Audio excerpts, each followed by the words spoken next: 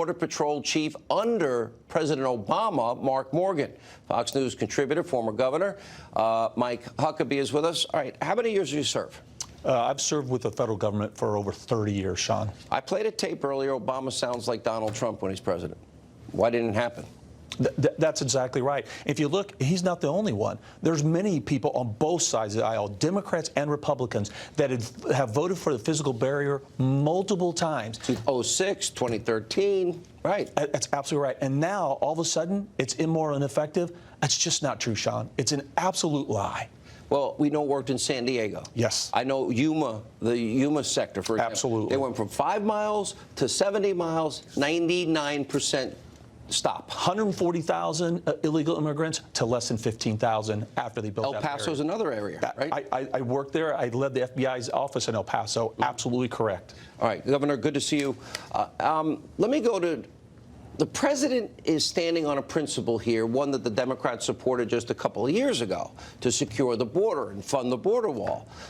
Why would they now be so adamantly against even discussing the issue? Do they not care about the drugs and the cartels and the gangs and the homicides and the assaults that happen?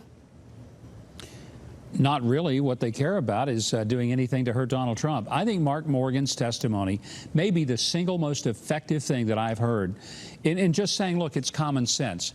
And I think that one of the things that he has talked about, and looking at this as a true crisis, is that a wall is not the only solution, and the president understands it's not the only solution. There are a lot of other things. But for the same reason that people lock their doors at night, which the president talked about in the State of the Union speech, it's a common sense approach, and I just think Americans last night heard the rational reason that the president put forth, and I think that's why those poll numbers reacting to his speech were I think those poll numbers will go up. Yeah, 72% CBS say they support the president's policies. What if, God forbid, Governor, we have 3 caravans in progress now, one with 12,000 plus. What if they go to an area that is not secured, no barrier, and 12,000 people immediately say, let's go? Well, that's not going to be good for anybody. That will not end well for anyone.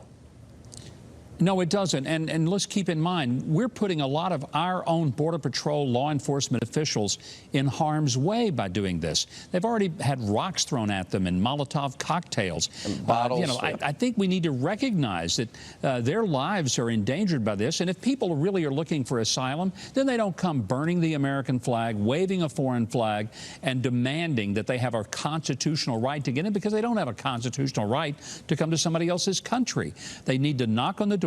They need to ask politely and wait their turn like everybody else. What happened if 12,000, with your experience, rushed the border in an open area with no barrier? What would happen? So the same thing that happened years ago when they didn't have a barrier. It was chaos in San Diego. What are you going to do? Tear gas, rubber bullets? Then you're accused of gassing children. Absolutely. And the governor's absolutely correct.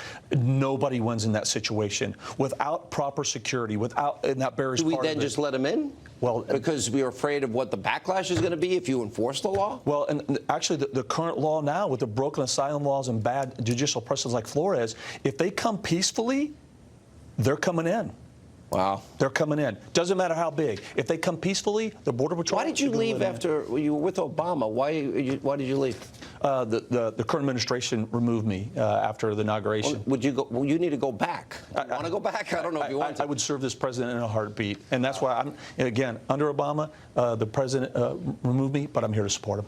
All right. Mark, thank you for being with us. Governor Huckabee, always great to see you. You know, you're kind of